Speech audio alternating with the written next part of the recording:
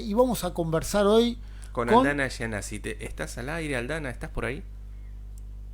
Hola, hola, acá estoy, sí. Buenos días. Hola, buen Hola, día. Lana, Bueno, mucho gusto. bueno, un gusto charlar con vos. Qué bueno que finalmente pudimos combinar esta charla. Y bueno, quería que nos cuentes un poquito cuál es el trabajo que están haciendo allá en Tandil en el acompañamiento de víctimas, ¿no? Hace poquito hicieron una jornada que nos han llegado excelentes comentarios, así que bueno, ¿qué nos podés conversar? Bueno, en realidad acá en Tandil ya hace tiempo que venimos trabajando dentro de lo que es el equipo de acompañamiento a víctimas, testigos y querellantes en los juicios de lesa humanidad. Es un equipo que se conformó en el año 2014, ya hace casi más de, bueno, 10 años, y se conformó en ese momento de una manera autogestionada por iniciativa de distintas personas que nos sentimos interpeladas en relación a un juicio de lesa humanidad, el primero que se hizo en la ciudad, por el abogado laboralista Alberto Moreno, que es un abogado de Olavarría, que fue, bueno, secuestrado y desaparecido en dictadura, y eso cuando se llevó adelante en el 2012 en la ciudad, fue muy impactante porque primero permitió visibilizar, era uno de los primeros juicios que se hacían en Tandil, Ujú. en este reabrirse los juicios de lesa humanidad a partir de la derogación de las leyes de obediencia debida y punto final. Entonces fue muy impactante porque se llevó adelante en la ciudad, en el territorio, ¿Esto las audiencias eran en qué año fue, públicas. Aldana? Eso fue en el año 2012. Y fue a partir de ese juicio que se llevó adelante, que era por una víctima, que muchos nos anoticiamos que prontamente, bueno, pasaron 10 años, no fue tan pronto, pero sí va a venir un juicio grande en Tandil, porque tiene muchas víctimas, más de 156 víctimas, que es el juicio, lo que se suele llamar el juicio a la huerta, que es el nombre que tiene el centro clandestino, que está ubicado acá en Tandil, que en realidad es un juicio que abarca no solo la huerta, sino Tandil, sino también las zonas aledañas como es Olavarría y Azul, entre otros lugares, digamos, de alrededor, es la subzona 12. Ese juicio que se iba a realizar teóricamente a los pocos años en nuestra ciudad implicaba, por la cantidad de víctimas, bueno, que se conformara una estructura de acompañamiento para poder llevar adelante el juicio de la mejor manera. Entonces ahí nos autoconvocamos entre distintas personas, nosotras, digamos, formamos parte de la Comisión de Derechos Humanos del Colegio de Psicólogos de Azul, que es al cual responde, digamos, la zona de Tandil. Pero también en ese momento se unieron integrantes de la universidad, de la UNICEN, del área de Derechos Humanos, y lo que la organización Memoria por la Vida en Democracia, que para poder transmitirles como una idea de qué es en Tandil, es como si fuera para nosotros una sede de abuelas de Plaza de Mayo a nivel local. Ujú. Es un organismo conformado sobre todo por víctimas y familiares, que se conformó hace mucho en la ciudad y que son los representantes, digamos, en algún punto del todo lo que tiene que ver con la lucha en derechos humanos en relación a esta temática. Entonces, en ese momento se sumaron varios integrantes más de distintas personas que les interesaba la temática y nos empezamos a unir pensando, bueno, cómo armar el acompañamiento, prepararnos para el acompañamiento para cuando llegara el juicio. Para eso me parece que es importante transmitir que hay una estructura, que es lo interesante, digamos, en relación al rol del Estado, que tiene que ver con una política pública. Sí. Contanos, Aldana, porque bueno, nos está escuchando gente que quizás no comprende mucho el contexto, ¿no? ¿Cuál es la complejidad que aparece en relación a los testigos que están eh, dando su testimonio en estos juicios que son tan particulares, ¿no? Ujú. Sí, sí, sí. A ver, me parece que lo importante ahí, y va un poco en relación a dónde iba, es poder tomar dimensión que cuando se derogan las leyes de obediencia de vida y punto final y se empieza a reabrir, digamos, el poder llevar adelante estos juicios, que cuando hablamos de juicios de lesa humanidad, hablamos de juicios que por la magnitud de sus crímenes y porque ha sido el Estado, un Estado terrorista quien los cometió, necesitan, ¿sí?, una estructura, son crímenes que no, delitos que no prescriben, necesitan una estructura y un andamiaje muy particular que es diferente al de otros procesos que tiene el Poder Judicial en el ámbito penal. Acá nos encontramos con víctimas que les toca dar su testimonio luego de 40 años, ¿no? Que la mayoría ya son grandes, son adultos mayores, o han fallecido en otros casos, o sus imputados, digamos, los represores también han fallecido, y que tienen que dar un testimonio, ¿sí?, lo que el Poder Judicial necesita, ¿no?, que es esta verdad desde el ámbito jurídico para poder comprobar o constatar que se cometió ese delito. A su vez, nosotros desde nuestra disciplina, sobre todo desde la psicología, también contemplamos que esa verdad no necesariamente va acompañada, digamos, lo que necesita el Poder Judicial de lo que es esa verdad subjetiva y la marca que ha dejado en esa víctima, ¿sí?, durante tantos años, el horror que ha vivenciado.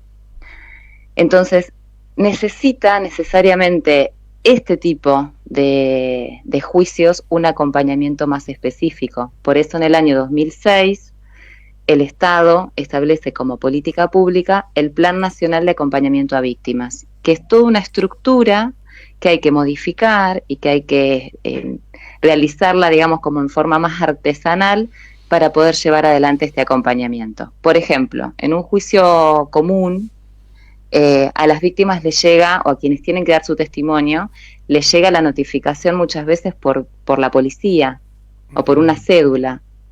Bueno, para estas personas que sean las fuerzas de seguridad quienes les tocan el timbre de su casa después de 30, 40 años para decirles tenés que dar un testimonio, ya de por sí es muy fuerte. Entonces, no es la manera en que son notificadas, para eso está el equipo de acompañamiento.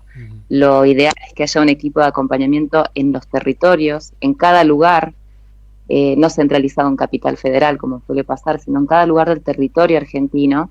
¿Por qué? Porque también lo que se tiene en cuenta es que este acompañamiento no se reduce al momento de dar testimonio, sino que es necesario todo un proceso previo al dar testimonio y también todo lo movilizante que tiene la declaración para las víctimas y para los familiares en el después, que es con lo que nosotras nos encontramos en este momento, que ya el juicio lleva casi 2 años y que venimos acompañando a varias víctimas. ¿Por qué? Porque muchas veces esta notificación que llega después de 30, 40 años irrumpe trayendo recuerdos sobre cosas que muchas personas ya quieren olvidar o que les resulta traumático, ¿sí?, volver a encontrarse con algo de eso. Entonces es un caminito muy artesanal que implica que uno tenga que hacer ahí una escucha activa. Y en esa escucha activa nosotros tenemos que mediar como puente entre lo que el Poder Judicial pretende, ¿sí?, y lo que la víctima necesita. Entonces ahí la función del equipo de acompañamiento es poder evaluar si al momento de dar testimonio para esa persona va a ser algo reparador en algún punto o algo revictimizante. Nos hemos encontrado con víctimas que no quieren... Hay algo como una línea muy fina, ¿no?, en algunos casos, me imagino.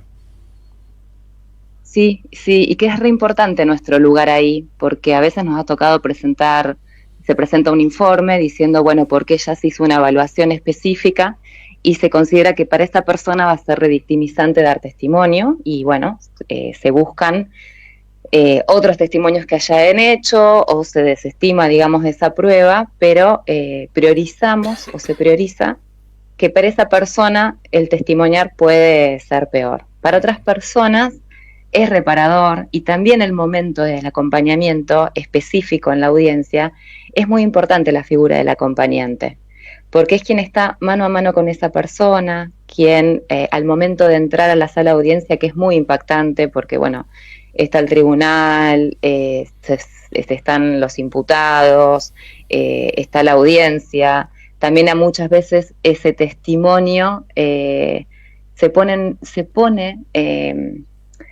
en ese testimonio que es público, digamos, muchas veces los familiares y allegados se notician de cosas que fueron silenciadas durante 40 años para preservar lo familiar. Entonces eso también tiene repercusiones. Nos ha tocado de estar una de nosotras llevando adelante un acompañamiento y otras en las salas de audiencia, porque tiene efectos muy fuertes en quienes lo están escuchando también, porque lo que hablamos es que lo que está dañado es el tejido social. Claro, vos, Entonces, son personas que sí. han vivido durante todos estos años en un mandato de silencio, ¿verdad? Que no han, quizás no han hablado o han testimoniado hace mucho tiempo, o si los testimonios han sido con poco detalle, ¿no? Tal cual, porque a ver, cuando uno, y bueno, sobre esto ya hay mucho escrito y estudiado, si bien hablamos de que es una historia viviente, porque muchas de sus víctimas y los imputados todavía están vivos, es decir, que hablamos de una historia reciente porque son 40 años atrás, no es tanto. Esto tiene efectos en el tejido social y ha quedado un manto, esto que vos decís, de un manto de silencio, de un algo habrán hecho, de ser ellos los responsables de haber estado eh, eh, presos o desaparecidos, que todo eso durante mucho tiempo los ha puesto en un lugar donde no ha habido reconocimiento. Que el Estado, por eso nosotros le damos mucha importancia al lugar del Estado como garante de los derechos humanos, quien lo que viene a decir es, pedimos en el 2005, pedimos perdón en nombre del Estado.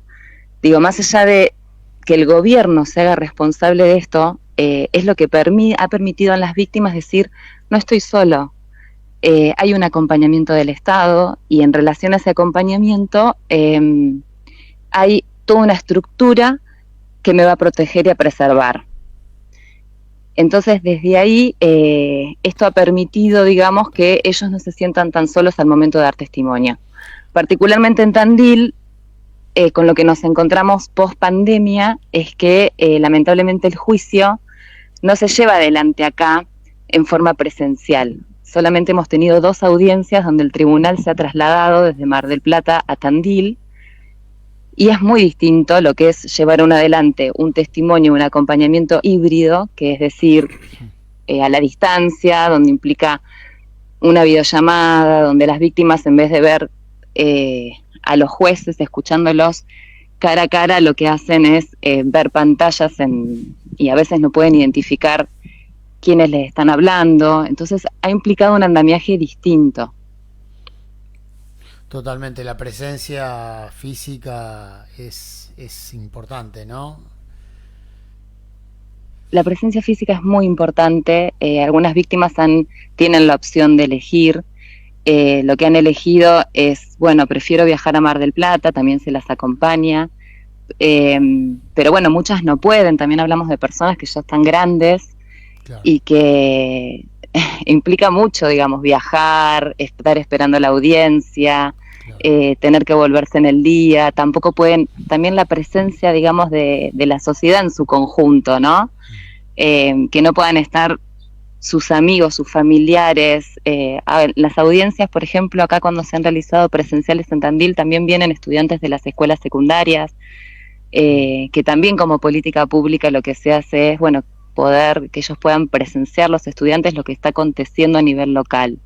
Durante estos años que se fue esperando la llegada del juicio y que cada vez se iba postergando más en el tiempo, lo que hemos hecho fueron, junto con las víctimas, lo que ha sido talleres de prevención y difusión, y nos encontrábamos que yendo a institutos con estudiantes de nivel terciario, secundario, primario y organizaciones sociales, la gente no sabía lo que había pasado acá en Tandil. Claro. O la dimensión de la cantidad de víctimas del terrorismo de Estado que hay en una ciudad chica también, ¿no? Aldana, qué importante que debe ser. ¿Cómo te quería preguntar cómo está organizado tu equipo de trabajo, el equipo de ustedes? Porque estamos hablando de acompañamiento previo al acontecimiento que va a ser testimoniar, el acompañamiento durante los relatos y el evento jurídico, digamos, y el acompañamiento posterior a todo ese proceso. Y además, bueno, cómo está conectado también con, como decís vos, lo que es la difusión, lo que es a nivel social, lo que implica todo esto. Entonces me imagino que, bueno, debe estar organizado de determinada manera la estructura del equipo como para poder abarcar tantos matices. ¿Cómo está organizado? ¿Cómo ustedes funcionan? Sí, en realidad, bueno, esto creo que no como quisiéramos, a ver, porque cuando se inician la política pública del acompañamiento como plan nacional, había una estructura que acompañaba mucho más en cada lugar cómo llevar adelante ese acompañamiento. Con los años esto se fue perdiendo, por suerte el plan nacional sigue vigente y los acompañamientos y los juicios siguen, pero no con esa estructura que necesita.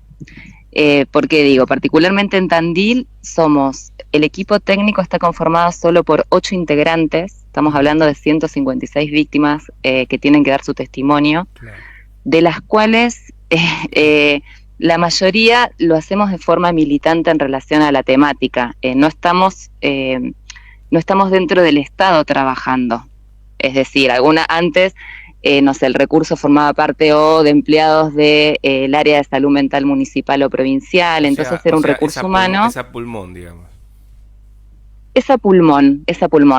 Una de las integrantes es abogada, que es la que representa el área de derechos humanos de la UNICEN, y después el resto somos psicólogas y una compañera que es acompañante terapéutica. Esa es la estructura. Después, por una cosa que también es importante acá en Tandil, cuando inició el juicio se armó la mesa multisectorial de la Huerta, que es una mesa que se conformó para poder empezar a reclamar que el juicio se lleve adelante en la ciudad, que el tribunal venga, bueno, como para reivindicar y reclamar ciertas cuestiones que fueron necesarias.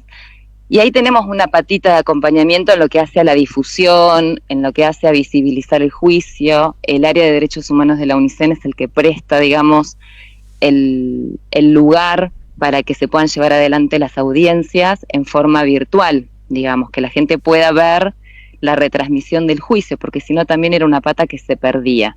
Pero el acompañamiento estamos muy solitas, digamos. Una pata ha sido la articulación con la Subsecretaría de Derechos Humanos de provincia, pero lo que hace el acompañamiento en el territorio está conformado por nosotras 8, en forma, digamos... Contame, Aldana, sí. ¿Qué recepción tuvieron en la sociedad civil cuando salen a difundir todo este trabajo, ¿no? Y bueno, y decir algo que probablemente para mucha gente es novedoso, que hubo muchos desaparecidos en Tandil, en Olavarría y en las zonas aledañas, que son crímenes de lesa humanidad, que se están juzgando. Bueno, ¿qué recepción tuvieron? A ver, yo creo que la recepción en este contexto es compleja, porque estamos en un contexto político y social donde justamente empieza a aparecer un discurso negacionista en relación a los hechos acontecidos, ¿no? Cuestiones que parecían saldadas, que ya era un hecho, que es un Estado que responde en relación a eso, y la verdad eso conmociona. Pero te podría decir que el último encuentro que tuvimos hace 2 semanas, donde pudimos armar una jornada muy interesante, donde pudimos invitar y que venga Tandil Fabiana Rousseau, que es una psicoanalista referente en la temática, es quien conformó los equipos de acompañamiento desde el Estado, con la organización Ulloa, que era una jornada que la hicimos también muy a pulmón la difusión, y que la verdad es que fue muy emotivo la repercusión que tuvo y la cantidad de gente que se acercó en este contexto, ¿no? Lo cual da esperanzas de que es el caminito por el cual seguir, porque fue una jornada donde se sumaron muchas personas, no solamente los circuitos que siempre más o menos uno conoce las caras de quienes andan en la temática o en la militancia de los derechos humanos, sino personas curiosas por decir, bueno, a ver qué pasó acá. Se empezó a visibilizar. También, por otra parte, Tandil es una ciudad muy conservadora en su idiosincrasia, donde hay una raigambre bastante fuerte, digamos, de lo que son las fuerzas militares. Entonces también esos discursos conservadores o negacionistas siguen estando vigentes, pero se visibiliza. Yo creo que ya muchas personas saben lo que pasó en Tandil en relación a los hechos, ubican cuál es el centro clandestino. También en su momento están señalizados los centros clandestinos de detención, que eso también forma parte de la política pública, que haya un monumento, que esté señalizado, que vos camines por las calles y también están las baldosas en distintos lugares de la ciudad de víctimas que han desaparecido en determinados lugares, o calles con nombres de víctimas. Entonces, todo eso también hace que no quede, que esté como memoria presente, ¿no? Y que aparezca la pregunta, hay murales, digamos, hay como varias cuestiones que van marcando en la ciudad, y cada vez más organismos, por suerte, en relación a la temática de derechos humanos, que acompañan eso, y que son las generaciones más jóvenes, ¿no? Que es un poco lo que las víctimas dicen, bueno, a ver, que haya portavoces de esto, ¿no? Que esto deje su semillita para que las generaciones que siguen puedan seguir retransmitiendo lo que pasó, ¿no? Bueno, Esto es de... importante lo que decís. La verdad es que, bueno, han tenido buena recepción en general dentro de los medios que tienen, ¿no? Sí, sí, sí, la verdad es que sí. Y es un momento histórico, y estar pudiendo acompañar este proceso con lo posible, porque también sabemos que somos pocas y que hay cuestiones que se dificultan, eh, es reparador también para nosotras, digamos, ¿no? Bueno, eso es un Y mensaje es interesante. fabuloso, ¿no? Claro, que todo esto tiene un efecto reparador en las personas, en las víctimas y también en el tejido social, ¿no? Sí, y es interesante también ver desde nuestras profesiones, digamos, en lo que tiene que ver con la accesibilidad a la salud mental, qué importante que es nuestro rol, desde ese entrecruzamiento que tiene que ver con lo jurídico y con una perspectiva más social, que ya está en el código de ética de nuestra profesión, digo, el marco desde el trabajo, desde los derechos humanos, desde la interdisciplina, desde la intersectorialidad, porque digo, cuando uno hace un acompañamiento, si bien puede tener algo de lo terapéutico, es otro el rol desde el cual nos ubicamos en la escucha, y las variables que tenemos que tener en cuenta, ¿sí? En relación a nuestra función ahí, como puente entre la accesibilidad a la justicia y el acceso a la salud mental. En relación a eso, parte del equipo de investigación, parte del equipo de acompañamiento, estamos llevando adelante una investigación que está en curso, que está dentro del marco de las becas Julieta Lanteri del Ministerio de Salud, que tiene que ver con esto, ¿no? Poder evaluar la política pública de acompañamiento, ahora que la estamos llevando a cabo, para ver cuáles son los facilitadores o obstaculizadores que hay al momento de tratar de garantizar el acceso a la justicia, y en qué medida esto puede ser reparatorio para las víctimas en lo que hace a la salud mental. Cuando decís en qué medida, ¿te referís a que eso se puede cuantificar, digamos, es así? ¿O? A ver, se puede cuantificar, nuestra evaluación es más cualitativa, pero sí se puede tener en cuenta ciertas variables para poder ver cuáles de los elementos que tiene el proceso de acompañamiento son facilitadores u obstaculizadores para las víctimas al momento de dar testimonio. Entonces, estamos llevando adelante entrevistas en profundidad con las víctimas antes y después del testimonio, tanto como los distintos actores del Poder Judicial. También participa el programa Verdad y Justicia, el ULLOA, la Subsecretaría de Derechos Humanos, los distintos actores institucionales que permite, digamos, evaluar si hay cuestiones que se pueden mejorar de la política pública o no, al momento de dar testimonio y durante el después. Una de las cuestiones que nosotras estamos confirmando, digamos, a partir de la investigación, es la importancia de que haya equipos de acompañamiento a nivel local, por todo lo que demanda, más allá del momento de la audiencia, de estar acompañados ahí en ese momento por algún integrante del equipo, el después, ¿no? Nosotros nos encontramos, con víctimas que ya han testimoniado hace un año, y que las movilizaciones que ha tenido el testimonio y para su entorno cercano también necesita y demanda que haya un acompañamiento ahí. No, a veces hay otra pata, ¿no? Que es el acompañamiento a quienes acompañan, ¿no? Sí, sí, total, porque también, los efectos que esto, muchas veces son familias arrasadas, ¿no? Y lo que moviliza también en ellos escuchar cuestiones que han estado silenciadas. Nos han pasado cosas muy interesantes, no sé, dos víctimas que han tenido que testimoniar en momentos distintos, que eran amigos, carne y uña, mientras trabajaban juntos, bueno, que les ha tocado pasar por estas situaciones de secuestro y demás, y que después no se han vuelto a hablar más, y que se encuentran después de 40 años por no haber podido hablar del tema, por los malos entendidos, por un montón de cuestiones que después les llevó la vida, digamos, escuchando el testimonio del otro y volviéndose a encontrar después de 40 años, con una amistad que había quedado truncada.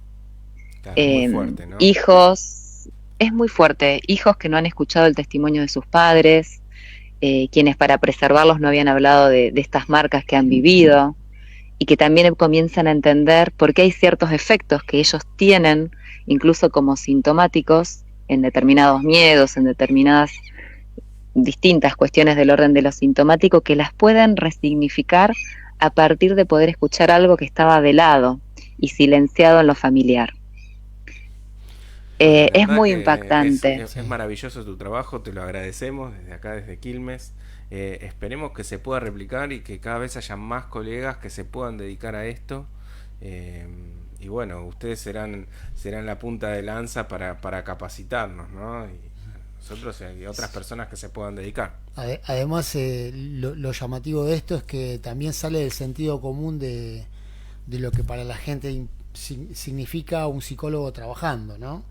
Entonces acá es por ahí una faceta de este dispositivo de acompañamiento que va más allá del sentido común de lo que implica un psicólogo trabajando, ¿no? Acá se lo acompaña, quizás también implique una posición subjetiva también del profesional, ¿no? Porque es inevitable, uno de alguna manera es atravesado también por las cosas que han sucedido y suceden. Bueno, ¿no? Entiendo que acá hay una posición política muy fuerte, ¿no?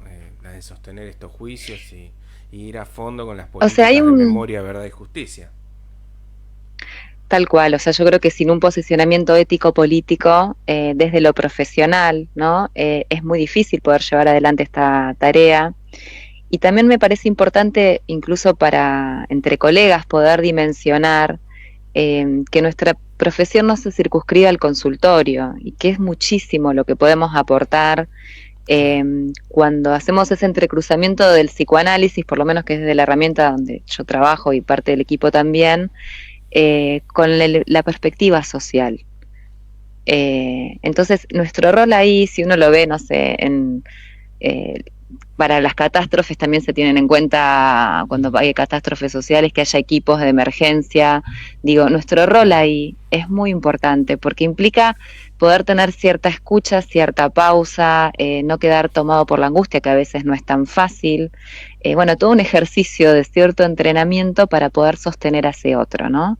Y poder ahí evaluar entre esa tensión entre lo que la sociedad, o en este caso el Poder Judicial, necesita de esa verdad y lo que a esa víctima o ese sujeto en particular le puede pasar con su testimonio, ¿no? Una de las características es que también en ese puente se le pide o se espera que los tribunales también estén, no siempre pasa, formados desde una perspectiva, teniendo en cuenta la especificidad de estas víctimas, porque necesitan hablar muchas veces y se pierde, digamos, tal vez no hacia la verdad jurídica o a lo que ellos necesitan escuchar, claro, para determinar si hubo un delito o no, pero sí se trata de que se les garantice que ese tiempo que ellos tienen para hablar esté garantizado. Y si por lo general son testimonios largos, difíciles de escuchar también para los jueces. Bueno, la verdad es que... Pero es importante que... es buenísimo, sí, todo lo que nos has contado, la verdad es que es maravilloso. A la audiencia le ha interesado muchísimo también por los comentarios que estamos recibiendo. Y bueno, esperemos tenerte nuevamente. Nos quedan ya 2 minutos, así que con lo que quieras cerrar la charla. Bueno, agradecerles a ustedes el espacio como portavoz del equipo de acompañamiento, que somos, bueno, poquitas, pero varias también. ¿Querés nombrar a las colegas? Eh, las nombro, Te lo van a sí. Bueno, está agradecer.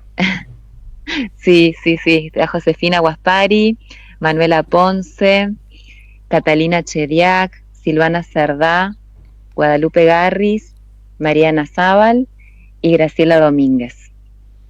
Eh, sí, ha sido es un trabajo que por otra parte también pasa bastante invisibilizado, porque en una estructura tan grande, bueno, la víctima va a dar su testimonio y lo que se ve es eso, digamos, ¿no? Claro. Pero es interesante ver, bueno, desde ese lugar, ¿sí? Más satelital, si se quiere, ese aporte que tiene para todo el proceso.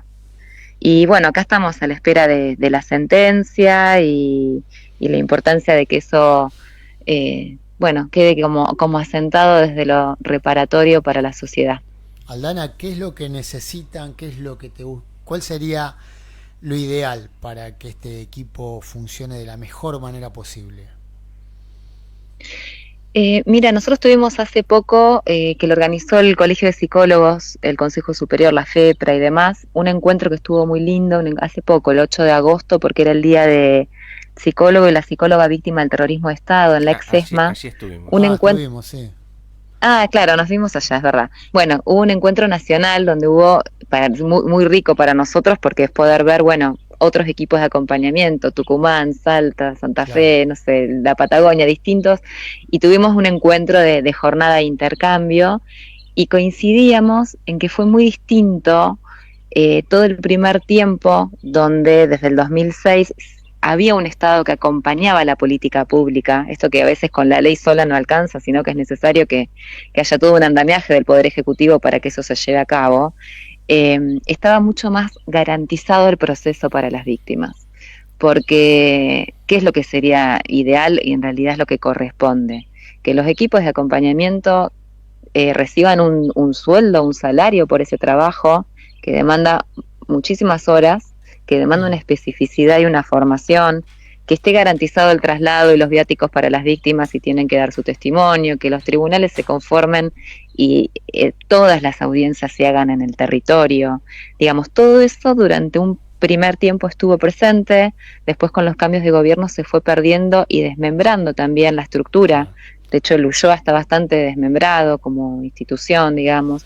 Entonces, eso es lo que hace que, bueno, acá podemos decir que por suerte se conformó un equipo de acompañamiento y se sostiene, pero desde el digamos. deseo, se sostiene.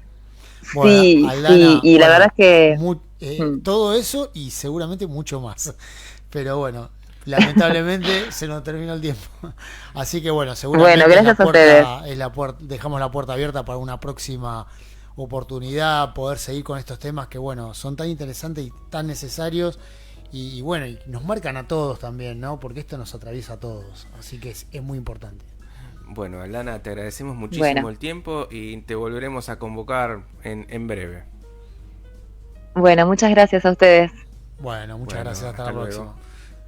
Se Bueno, nos fue. José, qué linda nota que hemos tenido y bueno, qué interesante para aquellos colegas que, bueno, a veces por ahí quieren expander su trabajo más allá del consultorio. Bueno, hay mucha gente que necesita también acompañamientos, tanto en catástrofes o en estos dispositivos de acompañamiento de víctimas, de terrorismo.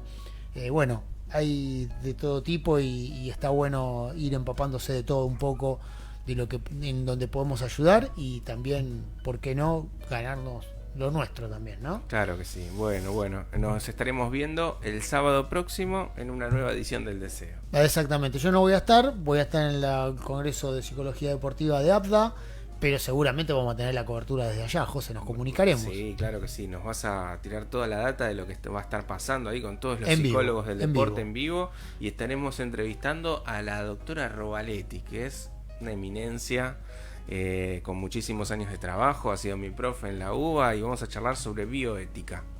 Listo, nos vemos el sábado que viene, hasta la próxima en El Deseo.